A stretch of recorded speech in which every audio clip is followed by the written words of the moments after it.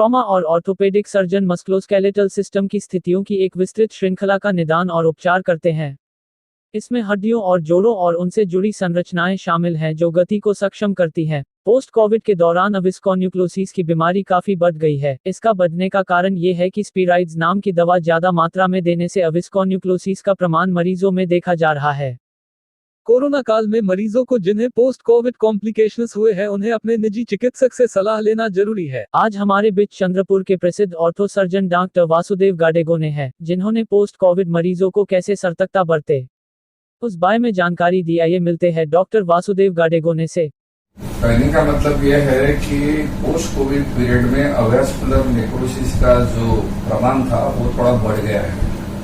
इसका कारण प्रमुख है कि लोगों को काफी मात्रा में स्टीरॉइड्स नाम की जो दवा है वो दी गई है, क्योंकि that is a life saving drug, जिसको अपने को देना ही पड़ता है कि जिसमें ज्यादा इन्फेक्शन और इन्फ्लेमेशन रहा। अवैस्कुलर नेक्रोसिस के मुख्य कारण हमारे तरफ जो दिखते हैं उसमें जो है alcohol, steroid use and sickle cell disease, ये अपने प्रमुख कारण है। तो पहले भी स्टीरॉइड देने से अवैस्कुलर नेक्रोसिस होता ही था, लेकिन इस बार क्या हुआ है कि कोविड पीरियड में हर पेशेंट को स्टीरॉइड मिलने से जो ससेप्टिबल पेशेंट थे उनको ये प्रॉब्लम शुरू हुआ है और काफी मात्रा में स्टीरॉइड लेना पड़ा है उनको, और काफी लंबे समय तक लेना पड़ा। इसके कारण जो रहती ऑस्टियोपोरोसिस भी हुआ है उनको, उनकी जो क्षमता है वो भी कम हो गई है, और जहां भी उसने काम करना चाहिए, जैसे अवैस्कुलर नेक्रोसिस ऑफ फीमोरल हेड है, जो कूल्हे की जो गोल भाग हड्डी है, उसमें का प्रमाण डेफिनेटली इस पोस्ट कोविड में बढ़ा होगा। अवैस्कुलर नेक्रोसिस का मुख्य कारण ही है कि जो रक्त प्रवाह जो है वो फीमोरल हेड को कम प्रमाण में मिला हुआ है, क्योंकि वहां पे भी जो भी ब्लड सप्लाई जाता है वो आखिरी जो आर्टरी जो रहती है ब्लड सप्लाई की होती है, और वही आर्टरी यदि थ्रोम्बोसिस हो यानी ब्लॉक हो गई तो उतना एरिया नेक्रोसिस हो जाएगा, डेड हो जाएगा, उसको बोन डेथ हो जिसको बोला जाता है।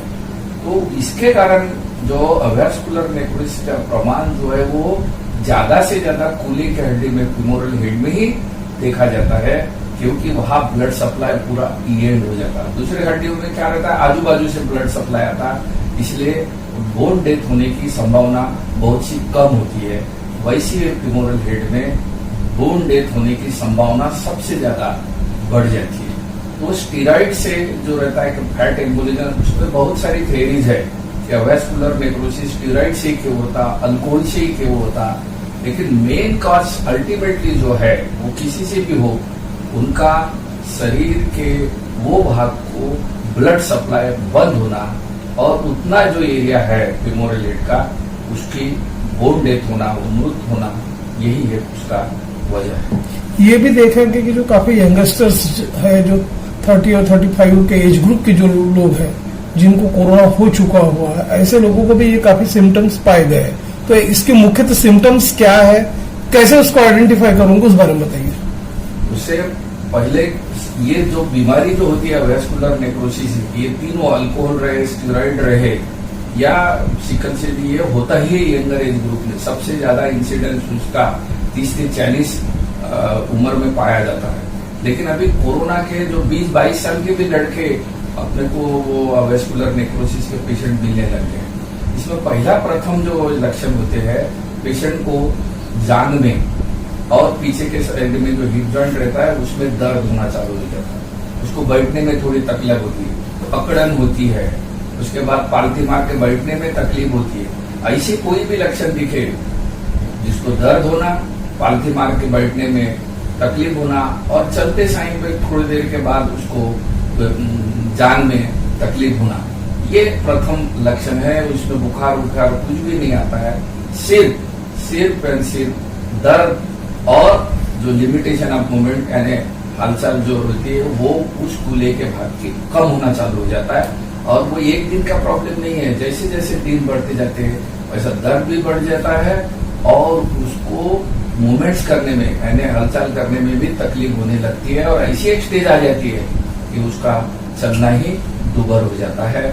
और इसका मुख्य प्रॉब्लम्स क्या है कि लोग शुरुआत में उसको दुर्लक्षित करते हैं और उसके बाद जब ऐसी स्टेज आ जाती है कि जिसमें चलना भी नामुमकिन हो जाता है, उस समय में वो डॉक्टर के पास आते हैं, तब तक सारी स्टोरी खत्म हो चुकी थी, बोन डेड हो चुका रहता है और अपने को जो इलाज करने में भी काफी जवान लोगों में तकलीफ जाना चालू हो जाती है। शुरुआत में जैसे भी ये सिम्टम्स आना चालू हुए, उसमें अपन उसका डॉक्टर के पास जाइए, परामर्श करो। अभी कैसा है कि बहुत से डॉक्टर लोग भी इस बीमारी से अनभिज्ञ है। जो एक्सपर्ट ऑर्थोपेडिक सर्जन्स है, जो अस्त्रशल्य विशारद जो लोग हैं, उन्हीं को ये बीमारी के बारे में जानकारी है। बाकी के लोगों के बारे में जस्ट थोड़ा सा दर्द हुआ, कुछ हुआ, दवाई दे दिया, चल दिया। उसी के कारण भी सब गड़बड़ी होने लगी है। सो जब भी अभी पोस्ट कोविड पीरियड में कोई भी पेशेंट को तकलीफ शुरू हुई, शुरुआत में उन्हें डॉक्टर के पास गया और वो भी योग्य तज्ञ के पास जाना चाहिए। सभी ऑर्थोपेडिक सर्जन लोगों को ये डायग्नोसिस करने में भी दिक्कत जाती है, क्योंकि पेरी में एक्सरे किसी और कुछ अवेलेबल होता नहीं है। शुरुआती स्टेज में एक्सरे एकदम नॉर्मल निकलता है और ऐसा लगता है कि अपने को बीमारी नहीं है, एक्सरे नॉर्मल है, चल दो। नहीं, आपको सस्पिशियन हुआ है तो आपको MRI भी करना पड़ेगा। तो सबसे पहले जो अवैस्कुलर नेक्रोसिस डिटेक्ट करना है, तो यदि सिम्टम्स है, आपको तकलीफ है, एक्सरे भी नॉर्मल आता है, वही गड़बड़ हो जाती है। पेशेंट डॉक्टर के पास जरूर जाता है, जब एक्सरे निकालते हैं तो उसको लगता है कि सब सही है।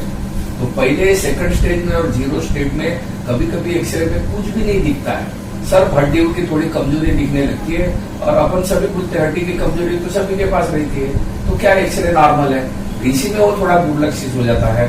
लेकिन किसी भी आदमी ने यदि थोड़ा सा भी सस्पिशियन है, वो कोई भी डॉक्टर का पैटिका रहे, उसने उसको एक्सरे नॉर्मल होने के बावजूद भी MRI करना चाहिए। और MRI में यदि डिटेक्ट होता है तो early stage can be reverse, वो उसको अपन रिवर्स कर सकते हैं, उसको नॉर्मल ला सकते हैं।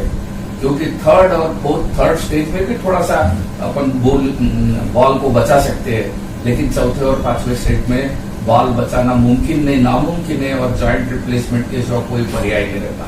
और आज 20 और 25 साल के लड़कों को आप जॉइंट रिप्लेसमेंट करेंगे, जिसकी लाइफ है एवरेज 10 ईयर्स है, तो उसको क्या कितने बार वो ऑपरेशन करते रहना। ऐसा है कि मेरा यही परामर्श है कि जो अर्ली स्टेज में आते हैं तो उसको अच्छे से डिटेक्ट करो। एक्सरे नॉर्मल होता है तो भी आपको यदि तक पता चलता है तो MRI करो, डिटेक्ट करो और उसके बाद में उसको यदि अपन ने फिजियोथेरेपी अच्छी की और कुछ अभी अच्छी दवाई भी आ गई है जिससे कि अपन रिवर्स कर सकते हैं। और दूसरा एक अच्छा छोटा सा ऑपरेशन है जिसमें जो खराब हड्डी है उसको ड्रिलिंग करो या उसको निकाल के नई हड्डी डाल दो। और अभी नए आए हैं प्रयोग हुए हैं इस देश में और बाहर के देश में भी, बहुत से कारणों से हड्डी शुरुआत के पीरियड में बचाई तो जा सकती है, लेकिन उसको रिवर्स भी कर सकते हैं। ब्लड नेक्रोसिस मुझे होम्योपैथी और आयुर्वेदिक की क्या दवाई मिलती है और क्या दवाई होता है इलाज, वो मुझे जानकारी नहीं है। लेकिन एलोपैथी के दृष्टिकोण से यदि देखा जाए तो मेरा ये पहला परामर्श रहेगा कि अर्ली डिटेक्शन, यानी जब शुरुआत है उसी में तो रोग निदान होना चाहिए। और आप 2 तरीके के, सभी को ऑपरेशन ही करने की जरूरत नहीं है। आप उसको बेड रेस्ट नहीं दिए, आप एक्सरसाइजेस किए, उसके ऊपर वजन नहीं दिए और अपन ने कम मात्रा में कुछ दवाई स्टार्ट किए। अभी नया संशोधन हुआ है कि कुछ दवाइयां अवैस्कुलर नेक्रोसिस में भी कारगर करती है, तो वो दवाई यदि चालू की है तो हो सकता है कि ये जो प्रोसेस है प्रोग्रेसिव वो बंद हो सकती है। सेकंड स्टेज, थर्ड स्टेज में अपन जो बोन जो खराब रहता है वो ड्रिलिंग करते हैं, उसमें नया डालते हैं, उसमें ज्यादा कॉस्ट नहीं आता है। एक छोटा सा ऑपरेशन है, 1-1.5 महीना बेड रेस्ट लेना पड़ता और वो पेशेंट अच्छे से चलने लग जाता है 6-7 महीने में। और उस ऑपरेशन का भी 60 to 70% सक्सेस रेट है। स्टेज 3 में भी यदि अपन ने समझो खराब हड्डी निकाल के यदि बोन ग्राफ्टिंग किया, जिसमें भी वैस्कुलर पेडिकल डालते, कभी कभी वैस्कुलराइज नया बोन डाल के वहां डालते, उसको भी अच्छा परिणाम मिलते हैं और उसमें भी अपने को 75% तक फायदा होता है। तो यदि समझो स्टेज 3 तक यदि 75 to 85% लोगों को यदि फायदा होता है तो अपना खुद का बॉल बचेगा, ये है और उसकी ज्यादा कॉस्ट नहीं होती है। नियर अबाउट जो रहता है कि 50,000 में, तो मेरे को लगता है एवरेज सर्जन ने उसकी पूरी प्रक्रिया जो है वो स्टेज 2 और 3 में होना चाहिए। लेकिन स्टेज 4 और स्टेज 5 में वो पेशेंट के सेहत के ऊपर डिपेंड करता है कि आपको जॉइंट रिप्लेसमेंट कौन सा करना है, सीमेंटेड करना है कि नॉन सीमेंटेड करने का है। तो नॉन सीमेंटेड जॉइंट रिप्लेसमेंट है, अभी हर एक सिटी का अलग अलग है। मेट्रोपॉलिटन में 2.5 लाख रुपए लेते हैं, छोटे से और छोटी सिटी में 2 लाख लेते हैं। हमारे चंद्रपुर जैसे शहर में 1.5 लाख रुपए में जॉइंट रिप्लेसमेंट सर्जरी अच्छे से हो जाती है। और यदि सीमेंटेड सर्जरी है तो उसका थोड़ा पैसा कम लगता है, लेकिन वो that is decision of the doctor कि किस तरह का इम्प्लांट यूज करना चाहिए और स्टैंडर्ड इम्प्लांट यूज करना चाहिए। लेकिन अभी मार्केट में ऐसी पोजीशन है कि देयर इज ए कॉम्पिटिशन। तो जो भी है 40,000 का भी गोला डालेंगे, 10,000 का भी गोला डालेंगे, इसे इल्यूजन। आप 20,000 का गोला डालेंगे तो कितने दिन टिकने वाला है? तो और लगेगा कि मैंने 60,000 में ऑपरेशन कर दिया, 70,000 में ऑपरेशन कर दिया। ये लाइफ से खेलना हो गया है। अच्छे तरह से जो ड्यूरेबल इम्प्लांट डालना चाहिए, अच्छे डॉक्टर से सर्जरी करना चाहिए ताकि उसको कम से कम 20 साल तो भी वो गोला उसका टिकना चाहिए। रिप्लेसमेंट करने के बाद पेशेंट सही में चल सकता है, उसमें कुछ है ही नहीं प्रॉब्लम, क्योंकि आपने पूरा उसका जॉइंट है गोला भी बदल दिया और उसका जो दूसरा भाग रहता है वो भी बदल दिया, तो चलने का कोई प्रॉब्लम नहीं है। देखो, चलना एक प्रक्रिया है। आप अच्छा लगेगा, आपको दर्द देगा, आप दूसरे दिन चलेंगे, वो कोई बड़ा वो प्रॉब्लम नहीं है कि 10 दिन में चले या 2 दिन में चले। लॉन्ग टर्म में वो पेशेंट ठीक होना चाहिए, दैट इज इम्पोर्टेंट। तो पोस्ट ऑपरेटिव प्रोटोकॉल में, लेकिन यदि आर्टिफिशियल जॉइंट कोई भी डालते हैं तो आपको बैठने में और नीचे बैठने में तकलीफ जाने वाली है, क्योंकि अपना इंडियन कस्टम कैसा है, अपने को नीचे जाने के लिए टॉयलेट के लिए नीचे बैठना पड़ता है, खाना खाने के लिए नीचे बैठना पड़ता है। गरीब लोग है, नीचे कैसे बैठेंगे, खेती में कैसा जाएगा, ये सब चीजें प्रॉब्लम है। सो ये जो जॉइंट रिप्लेसमेंट ऑपरेशन है, ये एक एजुकेटेड लोगों में जो ऑपरेशन है वो उसकी परहेज सब पाल सकते हैं।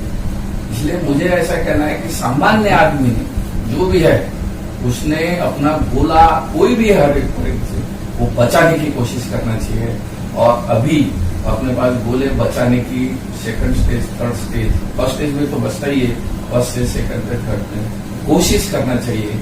क्योंकि यदि आप ड्रिलिंग करते, बोन ग्राफ्टिंग करते, नया बोन डाल देते, बोन मार्कोजेनिक प्रोटीन डालते, ये सब चीजें आ रही है अभी मार्केट में, और साथ में दवाई का, तो 3-4 महीने में पेशेंट का गोला नॉर्मल प्रोसेस हल्ट हो जाती, प्रोग्रेशन बंद हो जाता और पेशेंट को जरूर तकलीफ से मुक्ति मिलती है। मैंने ऐसे कई ऑपरेशन किए हैं जिसमें बोन ग्राफ्टिंग किया है, मेरे पास कम से कम 100 पेशेंट का तो भी रिकॉर्ड हुआ।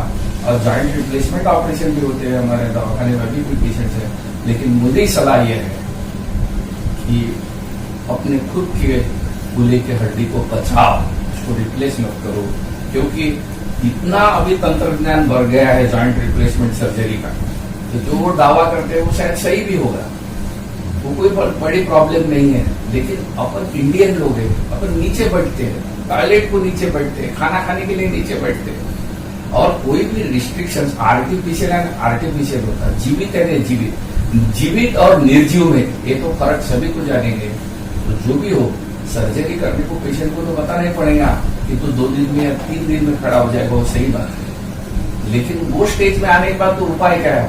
जॉइंट रिप्लेसमेंट सिवा कोई उपाय नहीं, क्योंकि वो चल ही नहीं पाता। लेकिन मेरे को सभी को यही संदेश देना है कि early detection and early treatment to save the femoral head. तुम खुद का बोन, खुद का बॉल, खुद का कुल्ले की हड्डी बचाओ, और बचाना ही अपने समाज के लिए, इकोनॉमी के लिए होगा, क्योंकि खुद का वायबल हेड वो जिंदगी भर चलेगा। आर्टिफिशियल चीज है, वो आज है और कल नहीं है, और कुछ कॉम्प्लिकेशन, इन्फेक्शन पेडिक का जो भी है, मैंने जनरल सर्जरी भी किया हुआ है, लेकिन मैं आर्थोपेडिक की ही प्रैक्टिस करता हूँ। और जो भी मॉडर्न आर्थोपेडिक जो देश में विदेश में जो भी अपने देश में होता है, वो सभी प्रकार की मॉडर्न सर्जरी हम यहाँ करते हैं। There is no problem about it. और orthopaedic surgery it's a developing brand, इसमें नए आविष्कार और नए संशोधन होते रहते हैं। तो we have to cope up with all this thing. नए संशोधनों का अपने को जरूर फायदा होता है, और ये नई टेक्नोलॉजी और नया मेथड्स जो है वो पेरी में या डिस्ट्रिक्ट लेवल भी जाना चाहिए, ताकि अपने रुग्ण जो है उनको अच्छी सी सेवा मिले, अच्छा स्टैंडर्ड मिले। लेकिन यही एक बात है, इसकी कॉस्ट ऑफ ट्रीटमेंट इंक्रीजेस होती है, जो सामान्य आदमी को वो मालूम होना चाहिए। अभी आप एक ही बताए कि मैंने अभी आज ऑपरेशन किया है, तो वो ऑपरेशन का जो प्लेट मिलता है वो 5,000 को भी मिलता है और 50,000 को भी मिलता है। तो अब ये कैसा मापदंड कर सकते हैं आप कि उसको कौन सा यूज किया।